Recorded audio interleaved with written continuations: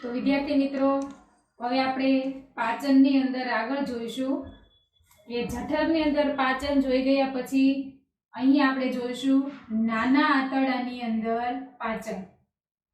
હવે જ્યારે જઠરની અંદર ખોરાક છે એનું પાચન થાય છે, જઠર રસ જઠર પાક બને છે, એ ત્યાર પછી એ જે ખોરાક છે એ આગળ નાના આંતરડામાં આગળ વધે છે. આ જે જઠર રસ જઠર પાક બન્યો છે એટલે કે જે ખોરાક અને જે જઠરના જે સ્ત્રાવ છે, હાઇડ્રોક્લોરિક એસિડ, શ્લેષ્મ, આ બધું ભેગું થઈને જે બને છે એને શું કહેવામાં આવે છે? જઠર પાક. આ જઠર પાક છે એ હવે પાચન માટે ક્યાં આવે છે? નાના આંતરડાની અંદર. હવે નાનું આંતરડું છે એ એના શરૂઆતમાં શું આવેલું છે? પક્વાશય.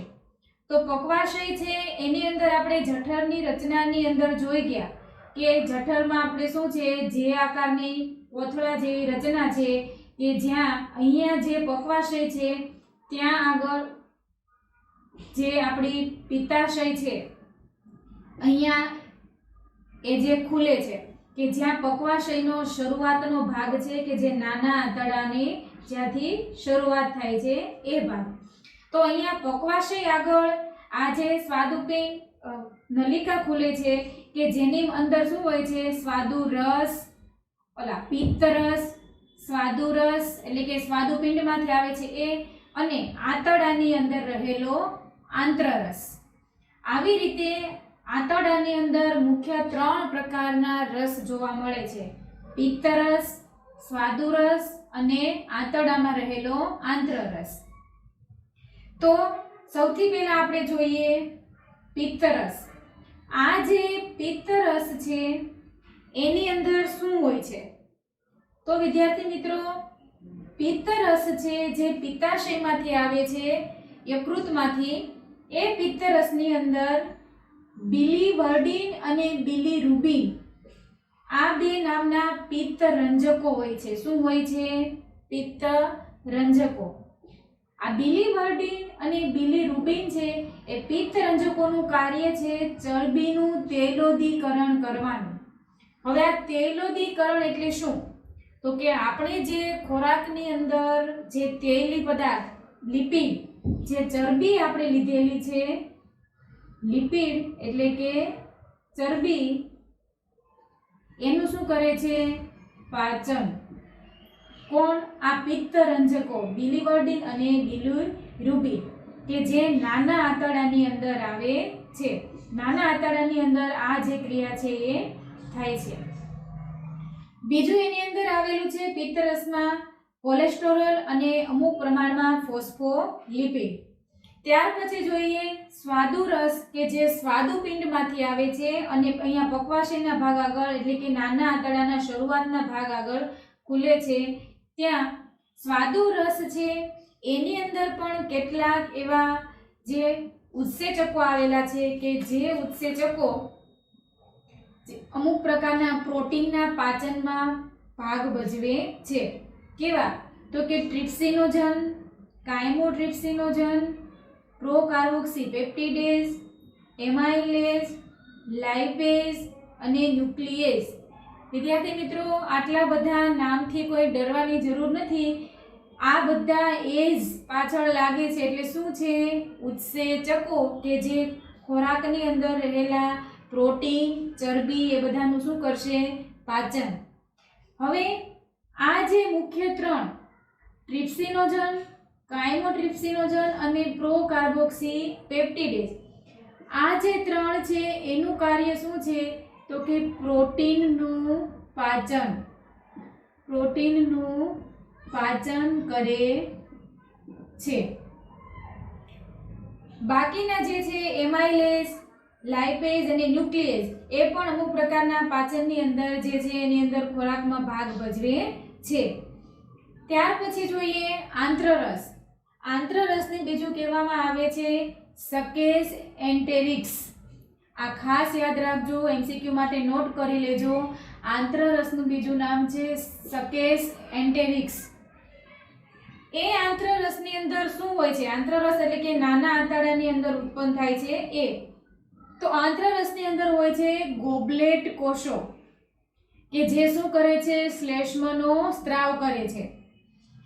બીજું હોય છે એની અંદર બ્રશ બોર્ડરના કોષોનો સ્ત્રાવ. આપણે જઠરની રચના, જઠર, અન્નમાર્ગ અને નાનું આંતરડું એનો આપણે આગળ જ્યારે ભાગ અવયવો જોયા ત્યારે આપણે એના અનુપ્રસ્થ છેદ લઈને આપણે શું જોયું હતું, આવી કંઈક રચના જોઈ હતી કે જ્યાં આગળ બ્રશ જેવી રચના આવેલી હોય, આવો ભાગ કે ત્યાં શું હોય છે, જેને આપણે કીધું હતું રસાંકુરો.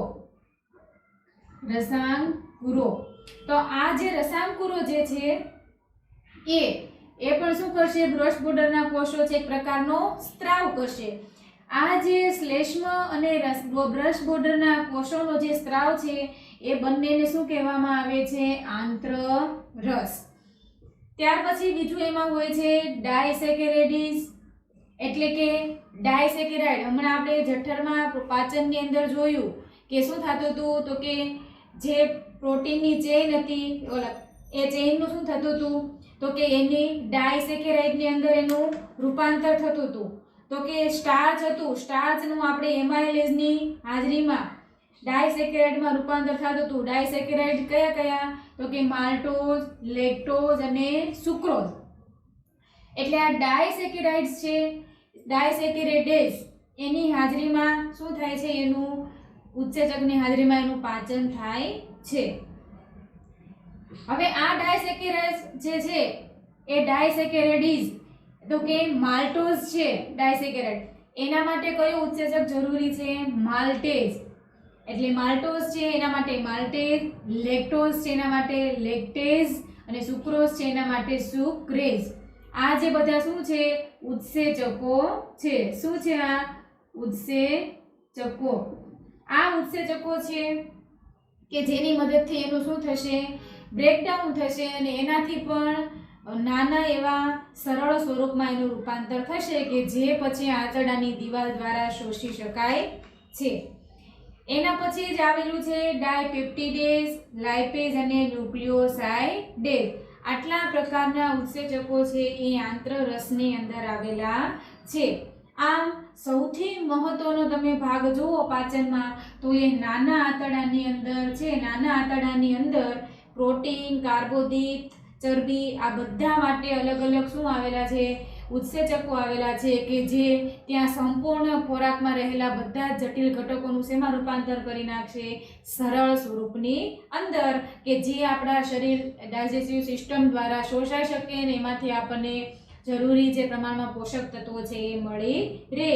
જેમ કે પિત્તરસની અંદર આપણે જોયું, સ્વાદુરસ સ્વાદુપિંડની અંદર જોયું અને આંત્રરસ કે જે સકેસ એન્ટેરિક્સ એની અંદર જોયું. એની અંદર પણ આટલા ઉત્સેચકો છે.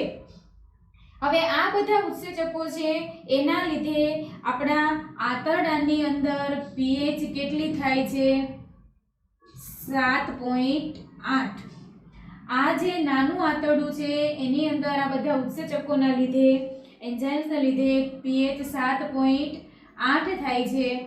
આ પીએચ 7.8 છે એની સામે બેઝિક માધ્યમ કોણ પૂરું પાડે છે, તો કે આપણે ગ્રંથિઓ વિશે ભણ્યા ત્યારે જોયું હતું કે પક્વાશયની અંદર એક ગ્રંથિનું નામ આપણે આવ્યું હતું બ્રુનર્સની ગ્રંથિ. બ્રુનર્સ ગ્રંથિ. આ બ્રુનર્સ ગ્રંથિ છે એની સામે શું કરે છે, તો કે બેઝિક માધ્યમ પૂરું પાડે છે. બેઝિક માધ્યમ પૂરું પાડે છે. જેમ આપણે આગળ જોયું તો આપણે જઠરની અંદર HCl ઉત્પન્ન થવાને કારણે જઠરની pH કેટલી થતી હતી, 1.8 એસિડિક.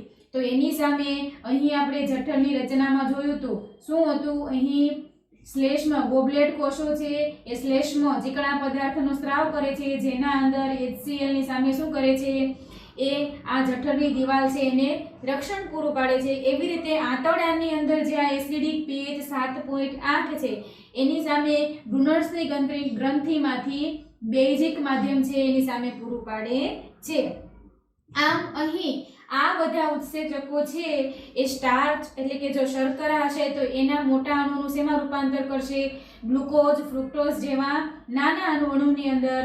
પ્રોટીન હશે તો એનું શેમાં રૂપાંતર કરશે, એમિનો એસિડની અંદર. અને ચરબી હશે તો એની લાંબી શૃંખલા હશે તો એનું પણ નાના નાના ટુકડાઓની અંદર રૂપાંતર થશે આ બધા એન્ઝાઇમની મદદથી.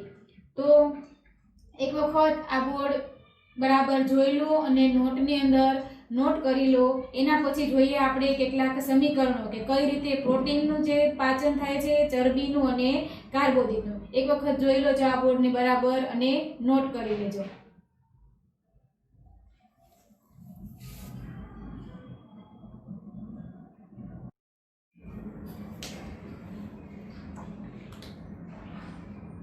આગળ જોઈએ કે પેપ્ટોન્સ, પ્રોટિયોસિસ અને પ્રોટીન કે જે આપણે આગળ જોયું હતું કે જઠરની અંદર પ્રોટીન છે એનું પેપ્સિનની હાજરીમાં શું થતું હતું, પેપ્ટોન્સ, પ્રોટિયોસિસ અથવા તો પ્રોટીન્સ એવા નાના ટુકડાની અંદર આપણે પ્રોટીન છે એની લાંબી શૃંખલા છે. તો આ કેવો અણુ થયો, એનો જટિલ અણુ. હવે આ જટિલ અણુ છે એને આપણે અલગ અલગ નાના નાના ટુકડાની અંદર ફેરવાતા જોયું હતું. ક્યાં? જઠરની અંદર, કે જે કોની હાજરીમાં, પેપ્સિનની હાજરીમાં.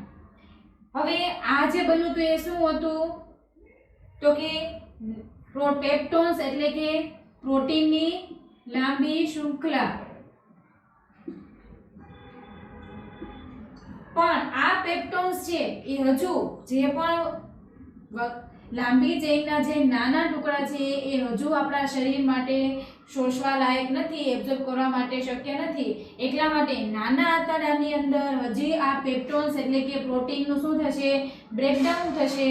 એટલે કે ટ્રિપ્સિન, કાયમોટ્રિપ્સિન અને કાર્બોક્સીપેપ્ટિડેઝ એન્ઝાઇમની હાજરીમાં શું થશે, ડાયપેપ્ટાઇડમાં કન્વર્ટ થશે. ડાયપેપ્ટાઇડ એટલે કેવું, બબ્બે અણુઓની શૃંખલા. સરળ સ્વરૂપ થયું. હજુ આ ડાયપેપ્ટાઇડ છે એનું શું થશે, ડાયપેપ્ટિડેઝ. હમણાં આપણે જોયું આંત્રરસમાં શું આવેલું છે, ડાયપેપ્ટિડેઝ ઉત્સેચક પણ આવેલો છે. આ ડાયપેપ્ટિડેઝ ઉત્સેચકની હાજરીમાં ડાયપેપ્ટાઇડ છે એનું શેમાં રૂપાંતર થશે, અમીનો એસિડમાં. આ એમિનો એસિડ છે એ હવે કેવું સ્વરૂપ છે ખોરાકનું, નાનામાં નાનું સરળ સ્વરૂપ છે. આ સરળ સ્વરૂપ છે હવે આપણા શરીર દ્વારા નાના આંતરડાની દિવાલ દ્વારા શું થશે, શોષાઈ જશે અને એ આપણા પાચનમાં મદદરૂપ થશે. અહીં આપણા પ્રોટીનનું પાચન છે એ શું થાય છે, પૂરું થાય છે. પ્રોટીન છે એનું સંપૂર્ણપણે શું થઈ જાય છે, પાચન થઈ જાય છે. કેવી રીતે, આપણે આગળનું પરિવાર જોઈ લઈએ કે જઠરની અંદર જ્યારે ખોરાક આવે છે ત્યારે આપણે જોયું હતું જઠરની અંદર શું થાય છે તો કે જે પણ પ્રોટીન ભાગ છે એનું પેપ્સિનની હાજરીમાં નિષ્ક્રિય જે પેપ્સિનનો જન હતું એનું શેમાં, HCl ની હાજરીમાં આપણે થયું હતું સક્રિય. તો કે HCl ની હાજરીમાં નિષ્ક્રિય પેપ્સિનનો જન છે એનું સક્રિય પેપ્સિનમાં રૂપાંતર થયું હતું. એ પેપ્સિનની મદદથી પ્રોટીનનું પેપ્ટોન્સ, પ્રોટિયોસિસની અંદર રૂપાંતર થયું હતું. હવે આ જે પેપ્ટોન્સ કે પ્રોટિયોસિસ છે એ હજુ અમુક શૃંખલાના ટુકડા છે, લાંબી શૃંખલાના, એ હજુ સરળ સ્વરૂપ નથી. પણ નાના આંતરડાની અંદર જ્યારે પ્રોટીન આવે છે, ટુકડા પ્રોટીનના આવે છે, ખોરાક આવે છે ત્યારે ત્યાં ટ્રિપ્સિન, કાયમોટ્રિપ્સિન કે પ્રોકાર્બોક્સીપેપ્ટિડેઝની હાજરીમાં ડાયપેપ્ટાઇડમાં રૂપાંતર પામે છે. ડાયપેપ્ટાઇડ એટલે કે બબ્બે જોડવાળી શૃંખલા. ડાયપેપ્ટાઇડ હજુ શોષવા લાયક નથી એટલા માટે ડાયપેપ્ટાઇડ છે પેપ્ટિડેઝની હાજરીમાં શેમાં, અમીનો એસિડમાં રૂપાંતર પામે છે. અને આ એમિનો એસિડ છે એ હવે પ્રોટીનનું સરળ સ્વરૂપ છે કે જે આંતરડાની દિવાલ દ્વારા શોષાઈ જાય છે. એવી રીતે હવે જોઈએ આપણે કાર્બોદિત છે એનું સૌથી નાનું સ્વરૂપ કયું છે તો કે ગ્લુકોઝ, ફ્રુક્ટોઝ, ગેલેક્ટોઝ. આ જે નાનું સ્વરૂપ છે એનું આપણે જોઈએ હવે આંતરડાની દિવાલની અંદર. તો એક વખત આ જે સમીકરણ છે એને બરાબર જોઈ લેજો અને નોટ કરી લેજો.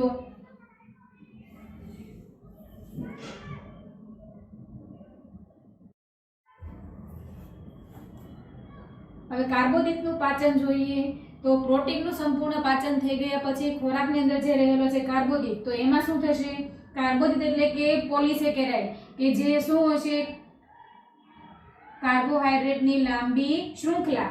આ લાંબી શૃંખલા છે જેને કહેવામાં આવે છે પોલિસેકેરાઇડ. પોલી એટલે કે એક કરતાં વધારે. એ છે એ એમાઇલેઝ ઉત્સેચકની હાજરીમાં pH 7.8 એટલે કે કેવું માધ્યમ થશે તો કે બેઝિક. આ જે 7.8 pH માધ્યમ છે એની અંદર શેમાં કન્વર્ટ થાય છે? ડાયસેકેરાઇડ. ડાયસેકેરાઇડ આપણે જોઈ લીધું. કયા કયા છે ડાયસેકેરાઇડ? તો કે માલ્ટોઝ, લેક્ટોઝ અને સુક્રોઝ. આ ત્રણ શું છે? ડાયસેકેરાઇડ છે. હજુ આ ડાયસેકેરાઇડ છે એ આપણા આંતરડાની દિવાલ દ્વારા શોષી શકાય એવા નથી. હજુ આ સરળ સ્વરૂપ નથી. એને હજુ સરળ સ્વરૂપમાં ફેરવવા માટે માલ્ટોઝ છે એ માલ્ટેઝની હાજરીમાં, ઉત્સેચકની હાજરીમાં શેમાં ફેરવાશે? Glucose plus glucose. એવી રીતે લેક્ટોઝ છે એ લેક્ટેઝ ઉત્સેચકની હાજરીમાં ગ્લુકોઝ પ્લસ ગેલેક્ટોઝ આ બે અણુઓ સરળ સ્વરૂપમાં ફેરવાશે. અને સુક્રોઝ છે સુક્રેજ ઉત્સેચકની હાજરીમાં ગ્લુકોઝ પ્લસ ફ્રુક્ટોઝ અણુઓની અંદર રૂપાંતર પામે છે. આ જે છે એ શું છે? હવે કાર્બોદિતના સરળ સ્વરૂપ છે કે જે હવે આંતરડાની દિવાલ દ્વારા શોષી શકાશે, એબ્ઝોર્બ કરી શકાશે. આવી રીતે કાર્બોદિત છે એનું સંપૂર્ણ પાચન નાના આંતરડાની અંદર થાય છે. જ્યારે આપણે ખોરાક ખાઈએ છીએ ત્યારે કાર્બોદિત જે ભાગ છે એટલે કે પોલિસેકેરાઇડ ભાગ છે એ એમાઇલેજ ઉત્સેચકની હાજરીમાં pH 7.8 ડાયસેકેરાઇડમાં ફેરવાય છે. ડાયસેકેરાઇડ એટલે કે કેવા? હમણાં આપણે આગળ જોયું હતું તો કે માલ્ટોઝ, લેક્ટોઝ અને સુક્રોઝ કે જે હજુ આપણા શોષાવા લાયક છે નહીં, એટલા માટે એને હજુ સરળ સ્વરૂપમાં રૂપાંતર થવું પડશે. માલ્ટોઝ છે એ માલ્ટેઝ નામ ઉપરથી જ માલ્ટેઝ ઉત્સેચકની હાજરીમાં બે નાના સ્વરૂપ ગ્લુકોઝ પ્લસ ગ્લુકોઝ અણુઓમાં રૂપાંતર પામે છે કે જે શોષી શકાય છે. લેક્ટોઝ છે લેક્ટેઝની હાજરીમાં ગ્લુકોઝ પ્લસ ગેલેક્ટોઝ. સુક્રોઝ છે સુક્રેઝની હાજરીમાં ગ્લુકોઝ પ્લસ ફ્રુક્ટોઝ નામના બે અણુઓમાં રૂપાંતર પામે છે. આ સમીકરણો ખાસ 1 થી 2 વાર બુકની અંદર લખવા, જેથી કરીને યાદ રહે. ગોખવાની કોઈ વસ્તુ છે નહીં. નામ ઉપરથી જ એના શું છે? ઉત્સેચક છે કે જે આપણને સરળતાથી યાદ રહી શકે. અહીં કાર્બોદિતનું શું થઈ જાય છે? સંપૂર્ણ પાચન થઈ જાય છે. ત્યાર પછી આવ્યું ચરબી. ચરબી છે એનું પાચન કેવી રીતે થાય છે એ જોઈએ. આ એક વખત ખાસ જોઈ લો અને બુકની અંદર લખી લો સમીકરણ.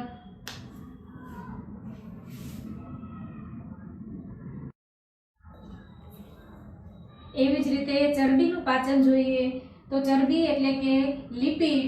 આ લિપિડ છે એ આંતરરસની અંદર રહેલા લાઇપેઝ ઉત્સેચકની હાજરીમાં ડાયગ્લિસરાઇડમાં રૂપાંતર પામે છે.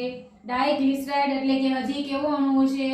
બે અણુઓની જોડમાં હશે એટલે ડાયગ્લિસરાઇડ છે હજુ લાઇપેઝ એ જ સેમ ઉત્સેચકની હાજરીમાં મોનોગ્લિસરાઇડ. મોનો એટલે કે હવે કેટલા અણુ?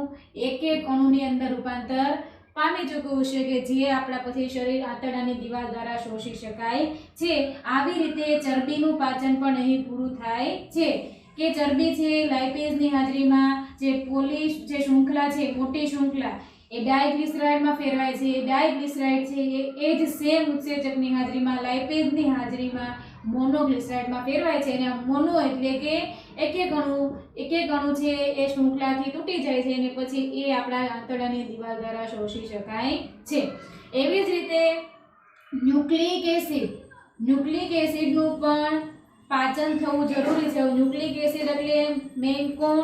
ડીએનએ અને આરએનએ. ડીઓક્સી રાઇબોન્યુક્લિક એસિડ અને રાઇબોન્યુક્લિક એસિડ. ડીએનએ અને આરએનએ કે જે આપણે આગળ ફર્ધર ડિટેલમાં જોઈશું.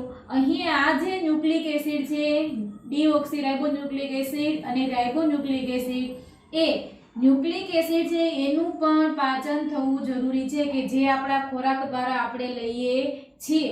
તો આ ન્યુક્લિક એસિડ છે એ આંતરરસમાં આવેલા ન્યુક્લિયેઝ અથવા તો ન્યુક્લિયેઝિસ આ ઉત્સેચકની હાજરીમાં ન્યુક્લિયોટાઇડમાં ફેરવાય છે. આ ન્યુક્લિયોટાઇડ છે એ હજુ શું છે? એક કરતાં વધારે સાથે જોડાયેલી શૃંખલા છે કે જે હજુ શોષણ થઈ શકશે નહીં. એટલે આ ન્યુક્લિયોટાઇડ છે એ ન્યુક્લિયોટાઇડેઝ ઉત્સેચકની હાજરીમાં શેમાં કન્વર્ટ થશે? ન્યુક્લિયોસાઇડ.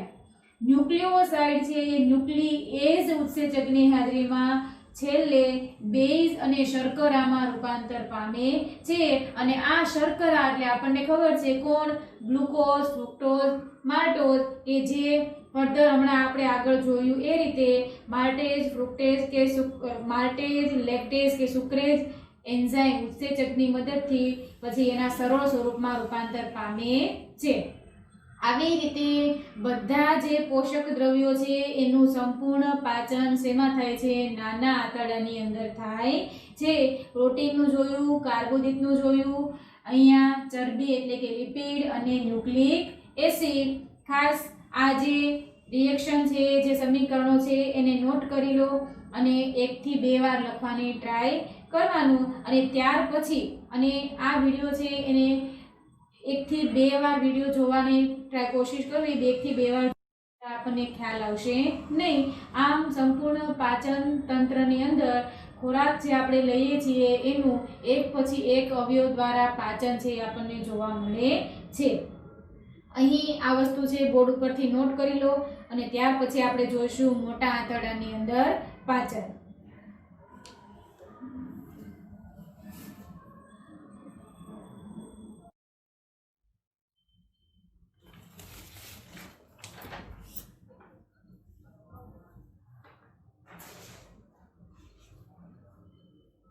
વિદ્યાર્થી મિત્રો, ત્યારબાદ મોટા આંતરડામાં પાચન જોઈએ। મોટા આંતરડામાં જે પાચન છે, નાના આંતરડામાં જે પાચન થઈ ગયું છે એ ખોરાક હવે ક્યાં આવશે? મોટા આંતરડામાં। નાના આંતરડાની અંદર જે પણ ખોરાક છે એનું પાચન થઈ ગયું છે એ પાચન એ હવે પ્રવાહી સ્વરૂપમાં છે, એટલે કે એ પૂર્ણપાચિત અને પ્રવાહી જેવો જે ખોરાક છે એને શું કહેવામાં આવે છે? ત્યાં પૂર્ણપાક। એટલે નાના આંતરડાની અંદર શું તૈયાર થાય છે? પૂર્ણપાક। આ પૂર્ણપાક છે એ હવે આગળ પાચનની ક્રિયા માટે ક્યાં આગળ વધશે? મોટા આંતરડાની અંદર। પણ મોટા આંતરડાની અંદર કંઈ ખાસ એવું પાચનની ક્રિયા થતી નથી। ત્યાં શું થાય છે? માત્ર અમુક પ્રકારના પોષક તત્વો અને પાણીનું શું થાય છે? શોષણ। પૂર્ણપાક એટલે કે સંપૂર્ણ પાચન ક્યાં થાય છે? નાના આંતરડાની અંદર અને ત્યાર પછી ખોરાક છે એ મોટા આંતરડામાં આવે છે। તો વિદ્યાર્થી મિત્રો, મોટા આંતરડાની અંદર શું થાય છે? તો પાણી અને ક્ષાર, જે ક્ષાર એટલે કે આપણે જે જોઈ ગયા હતા ખનિજ ક્ષાર, પોટેશિયમ, સોડિયમ, કેલ્શિયમ, આ બધા જે ક્ષાર છે એ બધાનું શોષણ ક્યાં થાય છે? મોટા આંતરડાની અંદર। બીજું શું કામ છે મોટા આંતરડાનું? તો ઔષધિઓનું શોષણ થાય છે।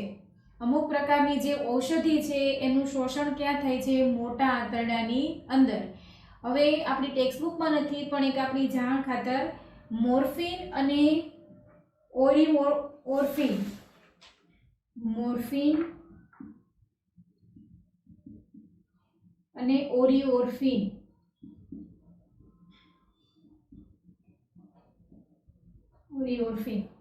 આ બે પ્રકારની ઔષધિઓ છે કે જે આપણા લાળ રસની અંદર રહેલી છે। આપણે જ્યારે નાના હોઈએ છીએ ત્યારે અમુક બાળકો નાના શું કરતા હોય છે? જ્યારે કોઈ જગ્યા ઉપર આપણી સ્કિન ઉપર કાંઈ લાગી ગયું તો એ શું કરશે? મુખમાંથી લાળ રસ લઈને ત્યાં લગાવી દેશે, એટલે શું થશે? એનાથી એને રાહત મળશે। તો આ જે આપણા મુખની અંદર રહેલી મોર્ફિન કે ઓરિઓર્ફિન નામની ઔષધિ છે કે જે ઔષધિ તરીકેનું કામ કરે છે એનું શોષણ ક્યાં થશે? મોટા આંતરડાની અંદર। પછી અપાચિત ખોરાક અર્ધઘન સ્વરૂપમાં રૂપાંતર પામે છે, એટલે કે જેટલો પણ ખોરાક અપાચિત રહેલો છે નાના આંતરડા દરમિયાન પાચનની ક્રિયામાં એ હવે અર્ધઘન મળમાં રૂપાંતર પામશે। ક્યાં? મોટા આંતરડાની અંદર। હવે આ જે અર્ધઘન સ્વરૂપ મળમાં રૂપાંતર પામે છે એ મોટા આંતરડાથી શું થશે? આગળ વધશે અધ્યાંત્ર થયું અને ત્યાંથી આવશે મળાશયની અંદર। તો વિદ્યાર્થી મિત્રો, આપણે જ્યારે નાનું આંતરડું જોયું હતું ત્યારે આ જે છે આંતરડાનો ભાગ અને ત્યાંથી પછી શરૂઆત થઈ અને એની બાજુમાં જે ઉપર મોટું આવેલું છે એ શું છે? મોટા આંતરડાનો ભાગ. હવે અહીંયા આ જે નાનું આંતરડું છે ત્યાંથી જે મોટા આંતરડાનો શરૂઆતનો ભાગ છે ત્યાં વિદ્યાર્થી મિત્રો આપણે એક અહીંયા કોથળી જેવી રચના આપણે આંતરડાની રચના સમજ્યા ત્યારે જોયું હતું. એને શું કહેવામાં આવે છે? અધ્યાંત્ર. આ આપણે આગળ જોઈ ગયા. તો આ અધ્યાંત્ર એટલે કે જ્યાં નાના આંતરડાનો અંત ભાગ અને મોટા આંતરડાનો શરૂઆત ભાગ થાય છે ત્યાં આગળ એક વાલ્વની રચના જોવા મળે છે જેને કહેવામાં આવે છે ઇલિયોસિકલ વાલ્વ.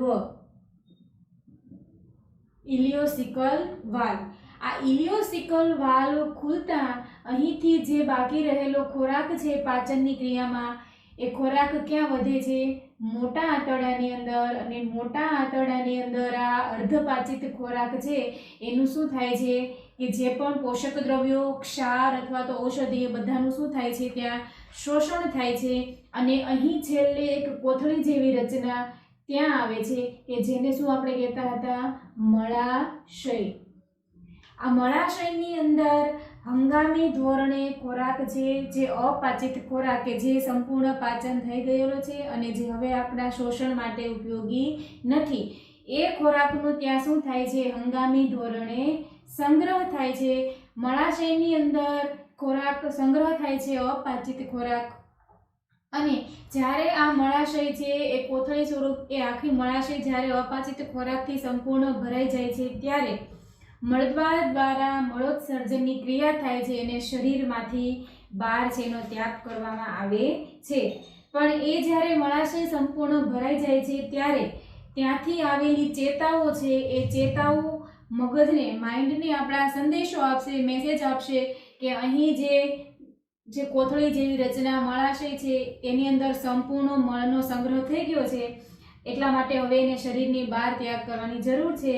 ત્યાંથી આગળ અહીં મુદ્રિકા સ્નાયુનો બનેલો શું આવશે? તો કે એક વાલ્વ જેવી રચના જેને આપણે કહેતા હતા ગુદા દ્વાર.